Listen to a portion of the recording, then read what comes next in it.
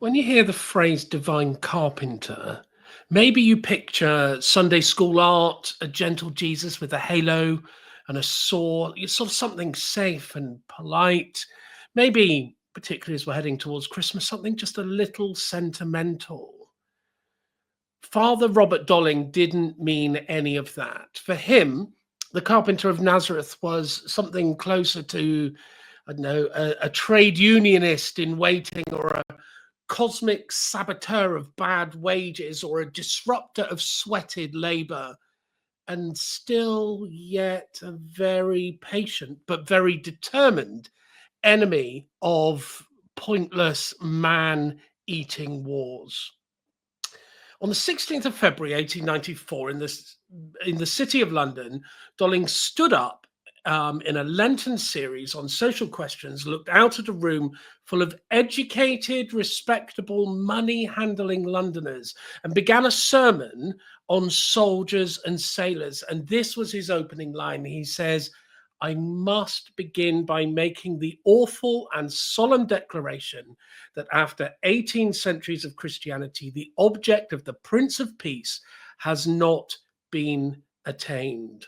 War still exists."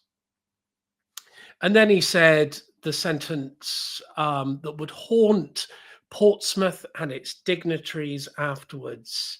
And it's the divine carpenter will have his revenge. So today, I think it would be good for us to walk through this sermon with the divine carpenter, with Portsmouth, with soldiers and sailors, and Dolling, who was loved by those soldiers and sailors. And then we will come to the mayor who tried to silence him. So welcome back to Empire of the Sun, where I continue to stubbornly insist with joy in my heart that all history is religious history, and even it's religious history if it smells of beer and tar and whatever has been spilt on Queen Street on a Friday night. So here's sort of the roadmap of this episode. We're going to start with a sketch of who Father Dolling was and maybe look at why he cared so fiercely for these soldiers and sailors. We'll set the scene in Portsmouth, where there'll be pubs and brothels and the dockyard and that strange Morrow ecosystem that you get in the sailor town. And then we'll walk into Lombard Street, into that church, into the Lent series, and we'll find Father Dolling in a city church preaching this electrifying sermon. We will then hear the sermon itself. We'll hear the whole thing taken from two different books, The Life of Father Dolling by Charles Osborne, and the Sermons and Society, a 1970s Pelican publication. Then, once we've heard it, and you'll see that little thing up there on the screen is me having already read it, we will ask what is going on with the divine carpenter and why later editors sometimes edited that section out, including in the 1970s. And then we'll watch the explosion that followed. We'll talk about that, the mayor, the cycling club dinner speech, the newspapers, and the infamous line, "a sink of iniquity." And then we will end with Dolling's priorities, about why he loved drains as much as dancing and sacraments as much as soldiers, and why he was into both the empire and the Prince of Peace. So let's begin with the man. Robert William Radcliffe Dolling was born on the 10th of February, 1851, into an Anglo-Irish gentry family. He was educated at Trinity College, Dublin, and he was ordained into the Church of England. His education wasn't as great and as magnificent as it sounds if we just look at where he went and what he did, because actually he wasn't that good at actually completing his courses and stuff. And he became a Church of England minister almost in spite of the qualifications that he had. So before Portsmouth, he threw himself into what we might now call youth ministry, where he had crowds of young men and soldiers filling rooms in Mountjoy Square. Then they were thick with pipe smoke and banter and hymns and extempore prayer. And he emerges in the sources that we have available of him as he is sort of relentlessly social, and he's fierce, fearlessly sacramental, and he's constitutionally sort of allergic to this sort of standoffish parson shop religion. And this idea, he couldn't stand religion that had never touched the dirt under people's fingernails. So by the time he arrives in St. Agatha's Lamport in Portsmouth in the mid-1880s, his mission district is this sort of little curious island of about 5,000 people, approximately 1,100 houses, and depending on whose count you trust, it has about 50 pubs and nearly as many brothels, and they are stacked in the streets around the dockyards. In Dolling's book, 10 Years in a Portsmouth Slum, he describes watching his boys head off as soldiers and sailors, and he gives them communion before deployment and then receives letters back from the barracks and ships. And he talks in these terms of being half proud of these boys that have made something of themselves, and then half terrified that they are going to find themselves in some sort of strife because of maybe the endless incompetence of government and hierarchy and the wars that he's going to. And it's within this context that we see him preach to these men in the middle of London.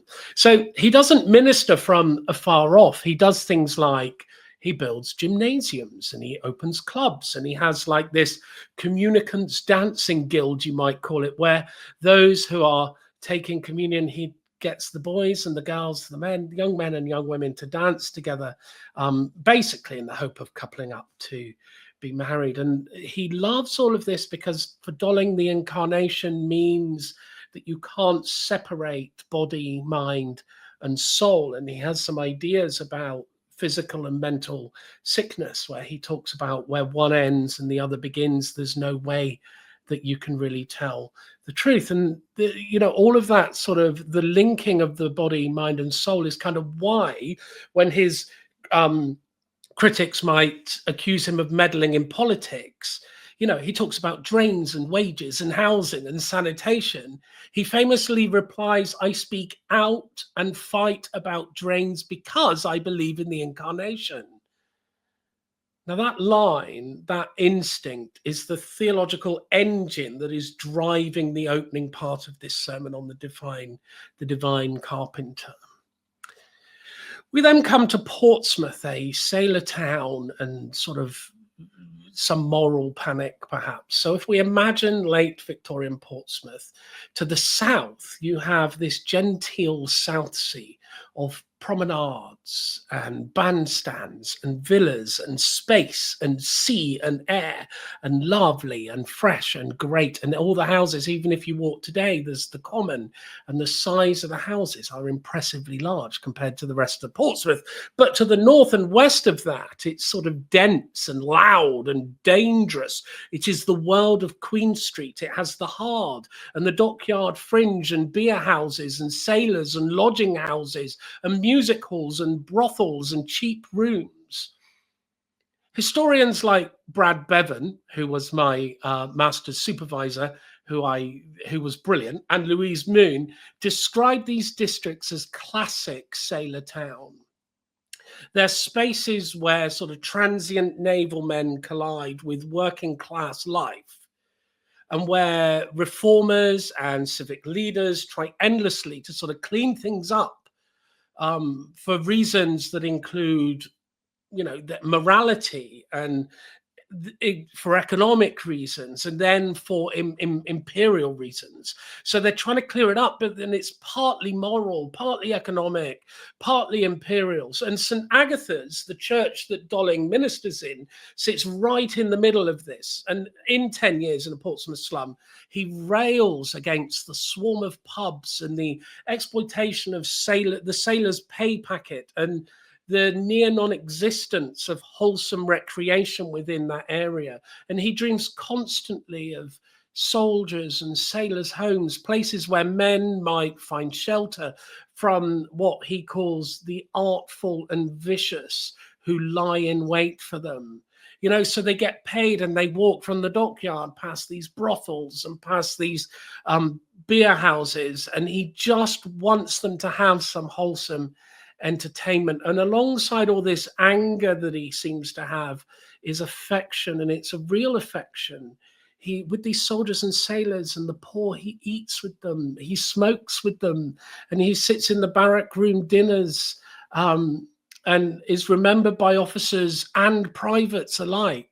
And they see him as sort of one of the best and dearest friends they ever had. It doesn't matter what rank they are, he seems to cross this cultural and sort of class divide. And some people would see him as more than a friend. So by the 1890s, Dolling carries into his sermons this sort of mental scrapbook stuffed with these stories, these recruitment tricks that the military have, these drinking traps and the sexual dangers and the brutal discipline and the bureaucratic neglect from the local area and London. And this is everything that forms the emotional weight behind soldiers and sailors. And then we get to the Lombard Street in Lent series, and it was organized by the Christian Social Union, a group who were earnestly trying to figure out what Christianity should demand in an industrial imperial Britain. It's important, I think, to note that at this point, we are talking pre-Russian Revolution. So my view, my personal view, and I will say this is, look, not everything that I say here, in all of my videos, I agree with. I approach this as a historian, but you will learn to see where I sit theologically. And politically, maybe, and in my views on society on these things as we go along. But don't be concerned if you hear me do something on Christian heavy metal and some of the more charismatic theology you might find in that, or some of the more this overly sacramental stuff you might find within the ritualists. Please don't mistake that for believing that this is what I believe.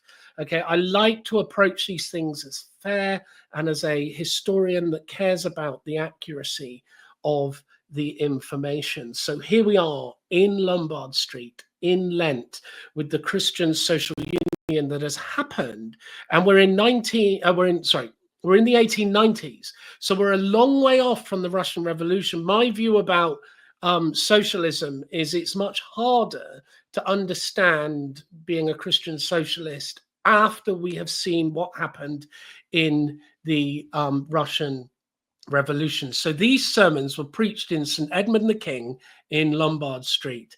And that is right in the financial heart of London.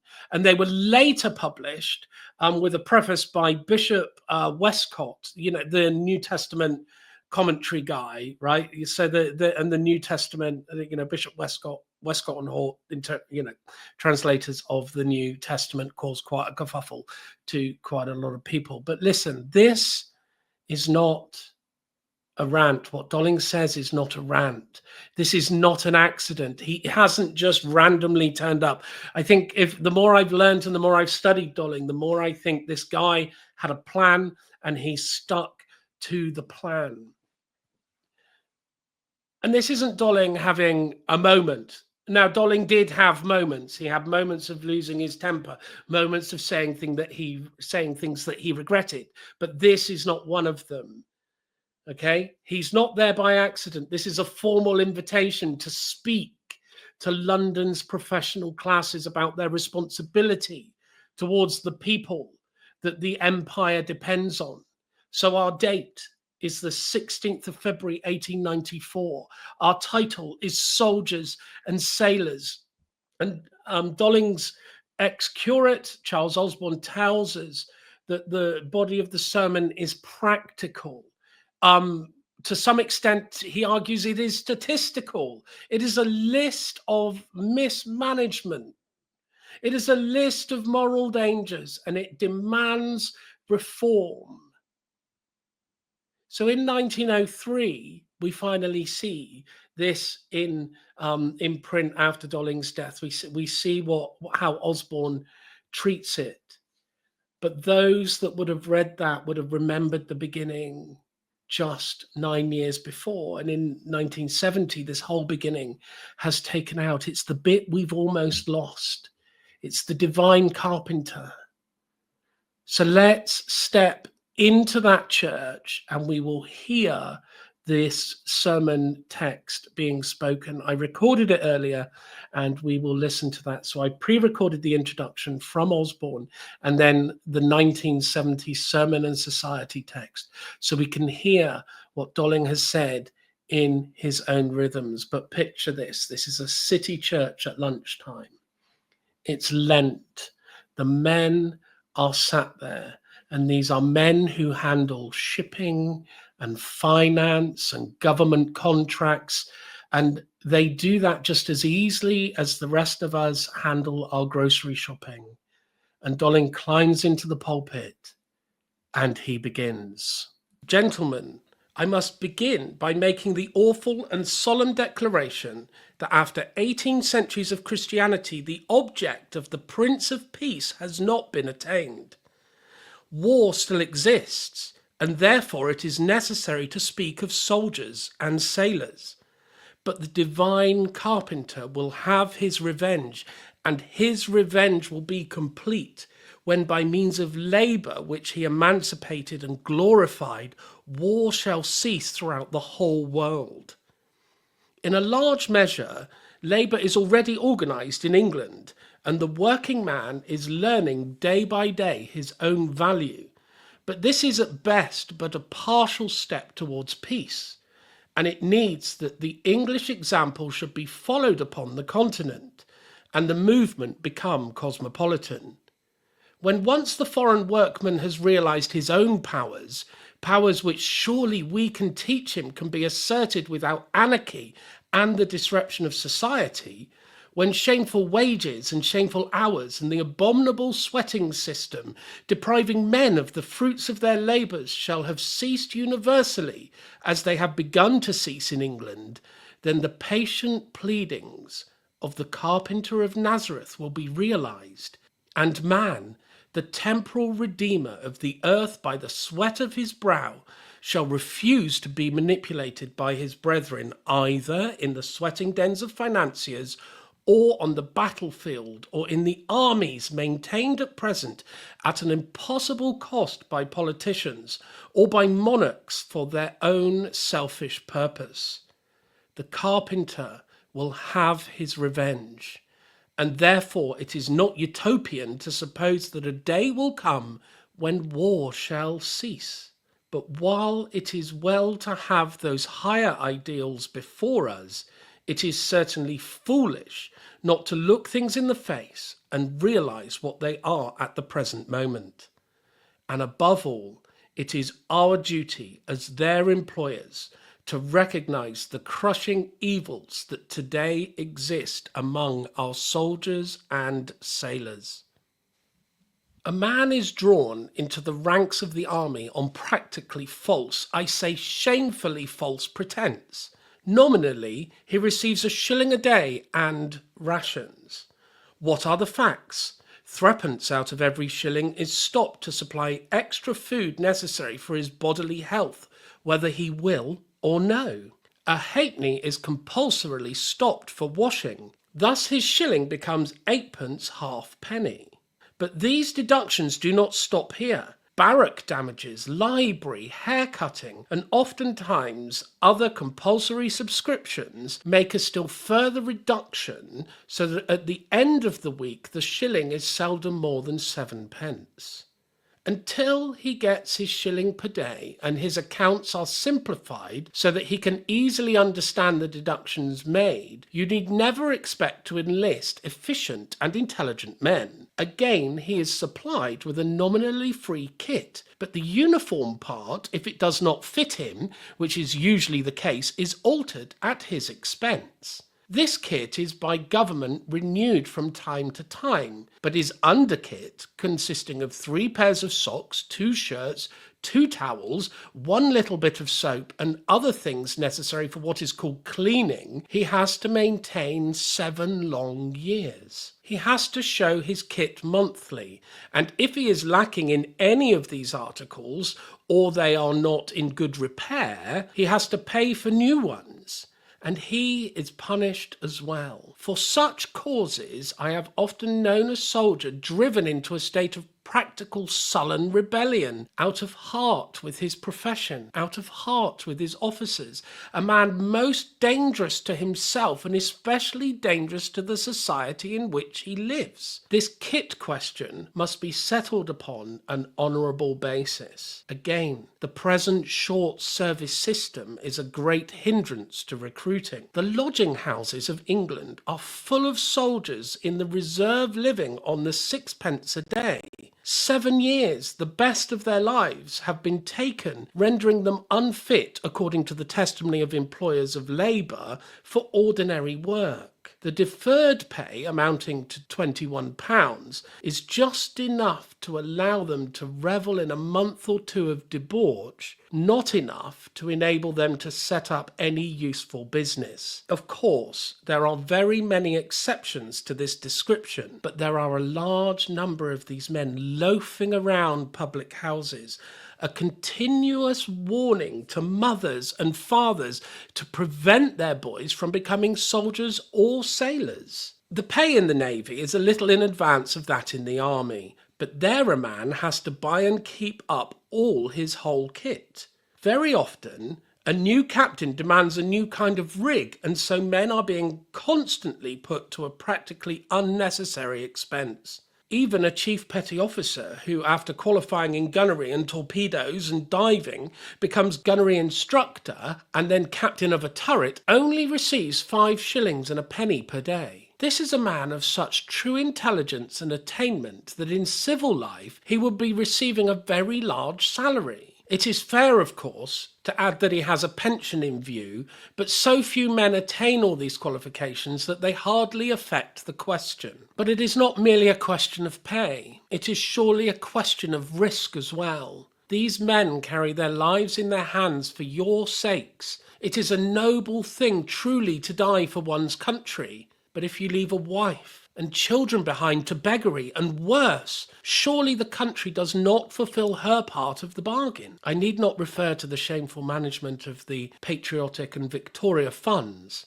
but shameful as is the provision made for widows and orphans in the Victoria case. Happy, you may say, is the woman whose husband happens to die in a crowd. If he had fallen overboard on a stormy night or been killed pursuing a slaver on the African coast, his wife and children would have got nothing at all. It is this awful uncertainty about the future of those he loves best that is the continual menace to the peace of mind of the soldier and sailor. One little incident will illustrate the heartlessness and cruelty of the Admiralty. A man's kit is his own. If he dies on board ship, it is auctioned on board amongst his comrades, who always pay a great deal more than its value and send the money home as a loving present to his friends. But because the Victoria went down, the men who were lost in her had no compensation allowed to their relatives. The men who lived got something inadequately small. It is this red tape of the Whitehall officials that strangles the loyalty of the blue jacket. But there are other difficulties which I am bound, though unwillingly, to mention. Practically marriage is forbidden to the soldier, at least for the first 5 years of his service, and then only a few are allowed on the strength of the regiment. God's apostle says,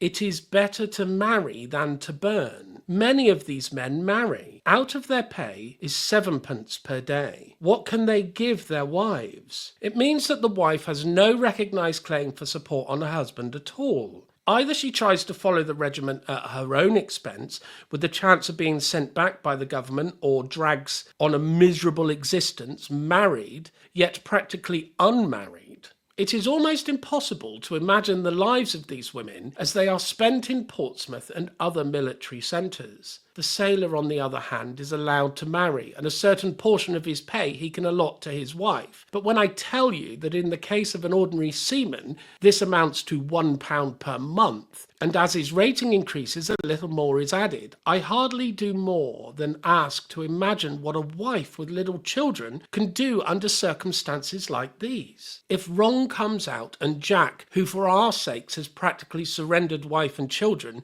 receives a wound to his honour which is worse than death, a very stab in his heart, gentlemen, On whom lies the blame? But there is another side of this question worse than marriage. Think of these strong, vigorous, well-groomed, fairly fed men with all to make their body strong, their passions powerful. Think of them living separated altogether from womankind, with the common talk of the barrack room or of the lower deck ever surrounding in their ears, centred on such sinks of iniquity as Portsmouth, Plymouth, Chatham, Aldershot, and other garrison towns where the streets are beyond measure disgraceful. In Portsmouth, for instance, which I know well, there are to be found on the hard at the very dockyard gates no less than 14 buildings constructed and carried on for the sale of intoxicating drinks, 12 being fully licensed houses out of a total of 26. The post office, where sailors have very frequently to go, stands between a group of 7, 5 being next door to each other on one side and 2 on the other. Out of the hard opens Queen Street, the practical thoroughfare of Portsea, with a very large number of public houses in it, and several alleys and courts. You can hardly call them streets, which are practically full of brothels. Is it any wonder then, to quote the words of His Worship the Mayor of Portsmouth, that even in this garrison there were nearly half the men in hospital owing to the repeal of the C.D. Acts? Is it any wonder that the Admiralty and War Office have communicated with Lord Clanwilliam and the General commanding at Portsmouth and other garrison centres, telling them to take steps with the civil authorities to ameliorate these evils?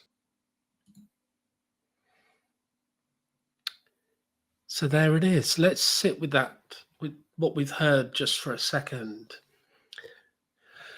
Dolling opens with an apocalyptic, almost prophetic image with sort of allusions, I think, to sort of William Blake.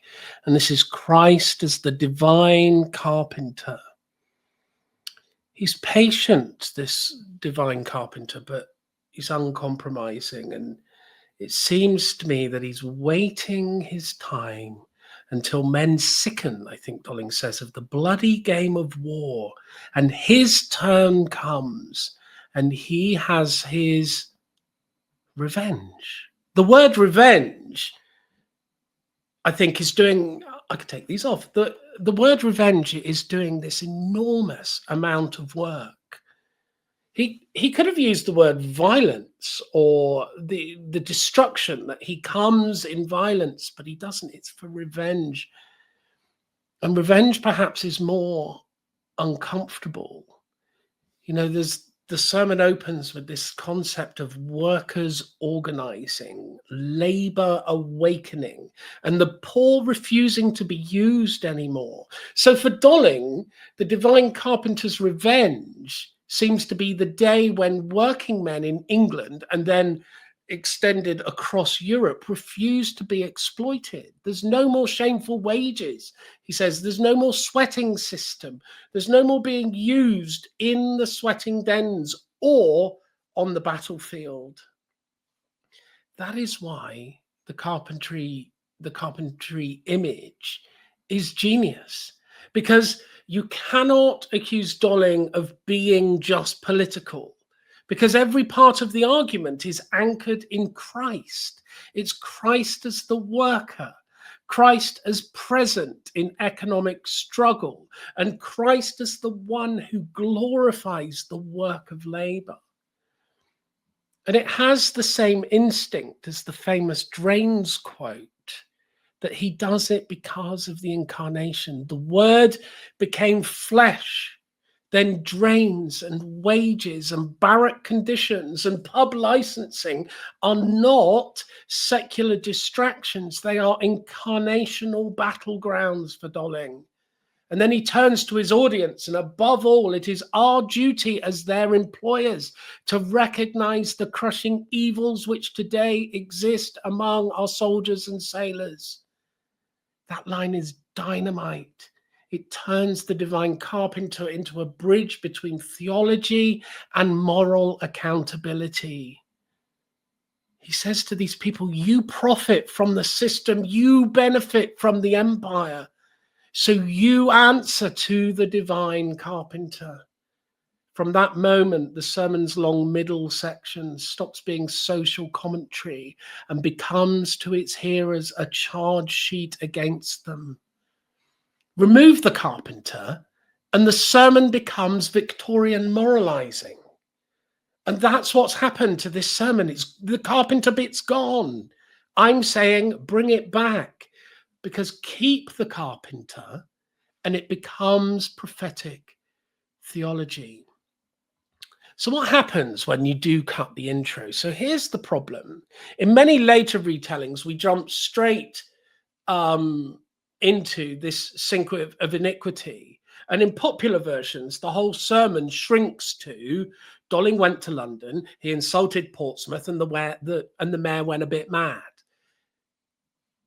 But if you remove the divine carpenter, you lose three important things. Firstly, you lose the critique of the war as an economic system.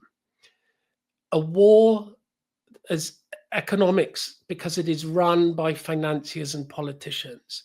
And war, even today, is big business and makes big money. If we lose the divine carpenter, we lose the idea that war is an economic system. If you lose the link between, by taking it out, by incarnation, the incarnation of Christ and labor and the work of people, you lose that without it. And you turn the sermon into this sort of moral panic about drink and sex. And that's not what it is, because the sermon itself is that the divine carpenter will have his revenge. So rather than it being a theological argument about sort of class, empire, and human body and the incarnation, it becomes this moral panic. And perhaps that's how the mayor heard it. And perhaps because the way the mayor reacted makes it such a good story that we actually find ourselves drawn to the statistics within it, because from our historical perspective, that's what we can use. But from a theological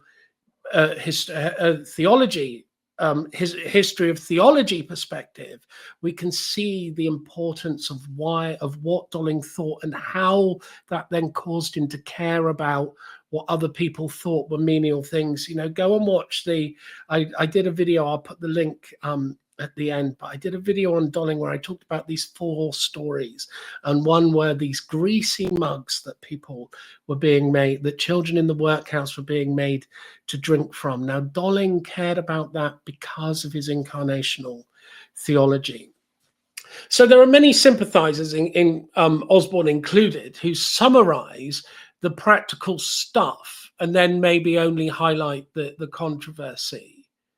And my point is that the structure of the sermon matters, that the divine carpenter introduction is not a decorative flourish, but it is the key to interpreting the rest of the sermon. And without him, without the divine carpenter, Dolling sounds scolding. But with him, he sounds like a prophet. He sounds prophetic, offering this utterance into this carpenter who hasn't seemed to have won yet, but will win. So let's jump to Portsmouth and see what happens next. So according to Osborne, when Dolling returned from London, he found Portsmouth placarded, full of placards with this headline: "A terrible indictment. Local clergyman calls Portsmouth a sink of iniquity when preaching in a London pulpit."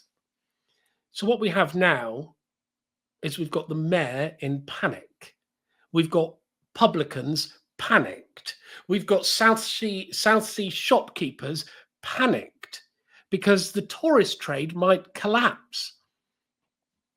And at the North Sea Cycling Club dinner, who wouldn't have wanted to go to that? The mayor delivered a speech that is a bizarre speech, but, you know, worthy of, I don't know, someone that hasn't really thought through what they're actually saying. And he says, "A gloom has been cast over Portsmouth by a reverend gentleman." The mayor insists that Dolling has injured the hotels and lodging houses upon which we have spent so much money. You can hear Dolling thinking, I think, yes, that's my point. And then comes this really weird section when they go on, like, the mayor and a few other people go on like this famous pub crawl investigation, we might call it. And they go out between 9:40 and 11 p.m. If you want to just sort of tick through how many minutes that is. And in those 80 minutes, the mayor personally visited 50 public houses and proudly reports that he only saw one drunk man. So there's extraordinary what sobriety you can find when you tell 50 landlords you're on your way. Surely the fact that you can reach 50 public houses in 80 minutes that tells us something, right? Right? Does it tell us maybe that Dolling has a point about what Portsmouth is like? So the contrast is stark, really. Dolling frames Portsmouth through the eyes of these vulnerable soldiers and sailors, and through the revenge in the end of the Divine Carpenter. And the mayor frames Portsmouth through, I don't know, temperance statistics, and is concerned about Southsea's reputation as a resort. In fairness, maybe that's his job.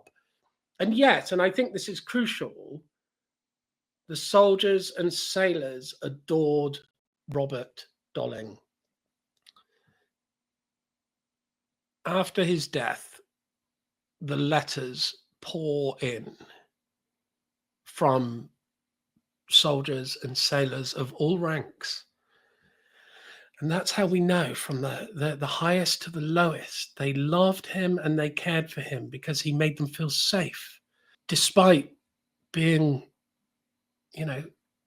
running a mission church. He didn't force a version of religion on them, but cared for them as people as well. There are letters saying that how much they enjoyed smoking with him. And at the same time, he would listen, and he always made them feel that they mattered. So when he attacked the system, I think it's fair to say and clear that Dolling wasn't fighting against them, but he was fighting for them. And I think we learn these few things about Dolling's priorities. The first one, and I think if you take the introduction out of this sermon, that's when you lose this as a deciding factor in Robert Dolling, is that the incarnation is non-negotiable. So for him and for Dolling, Christianity wasn't escapism. It was the opening chapter of John. It was the Word made flesh.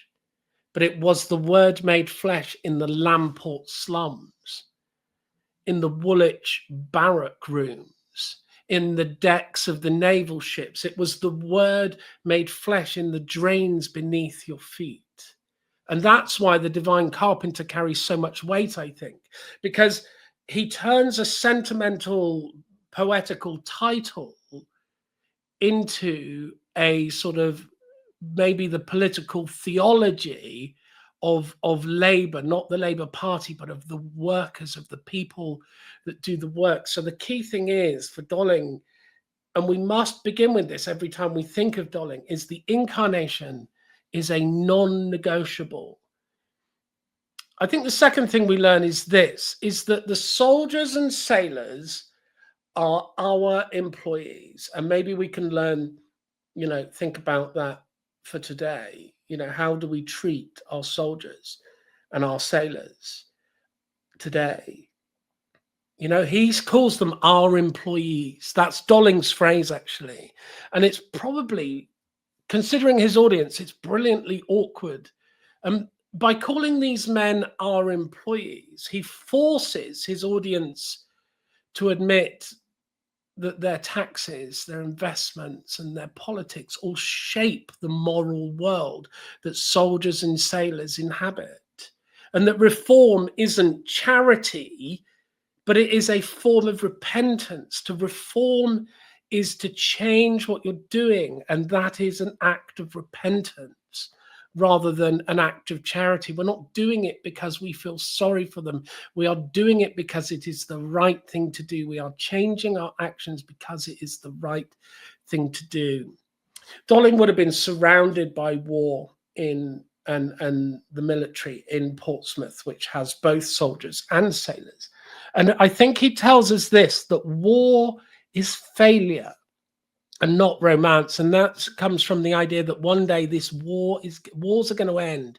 The Divine Carpenter is coming to end the war. So Dolling isn't quite a pacifist. In fact, he probably isn't a pacifist at all, but he isn't impressed by the empire's heroic rhetoric. Dolling is pro-empire, but he doesn't want empire at all costs. He's not a pacifist, but he doesn't want war for no reason. Because he says this after 18 centuries of Christianity, the object of the Prince of Peace, and that is to bring peace, has not been attained. He imagines a world where organized labor makes war morally intolerable. And it also makes the wars economically impossible because the money is being spent on our brothers and sisters and those in need. I think we learn this as well. The final thing we probably learn is that piety and policy, according to Dolling, belong together, and that the same man who preaches this practical sermon is saying mass on a daily basis, is hearing confession, is leading guilds and processions, is running various clubs and institutions, and is fighting for better drainage and better housing and better wages. And I think for Dolling, ritual and reform are all part of one thing. They must go together. And the Divine Carpenter is both the center of the altar and perhaps the foreman of the workshop. So he sees it that Christ holds these two roles, and that therefore these ritual and reform are not in tension and not opposites, but they work together and they go together. So let's think, as we sort of leave this idea and this section and this video on Dolling, why does this still matter? And really, so where does this leave us? We began in the sermon with this startling thing, a sentence of the Divine Carpenter will have his revenge. That's really what I've been focusing on. And we've seen that line sort of structure an entire sermon. It also ignited a civic scandal, and then it found its way echoing through biographies and blog posts and academic writing and 1970s sermons on society in publications. And we've seen how easy really it is to, I think, what you might call domesticate Dolling. We can quote the dramatic bit. We can retell the controversy of what happened when he went back to Portsmouth.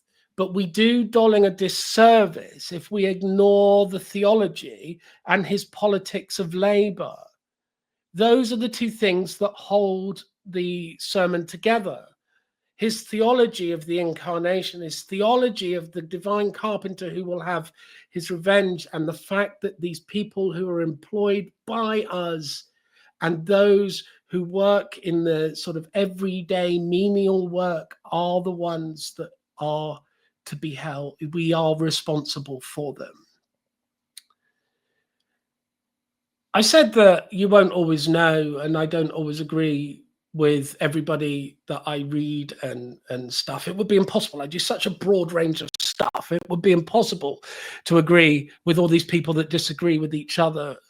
But my suspicion here really is that the Divine Carpenter probably unnerves all of us, no matter what theological place we found ourselves to have landed. And the reason I say that is because if we take him seriously, then we have to ask, where are our sinks of iniquity?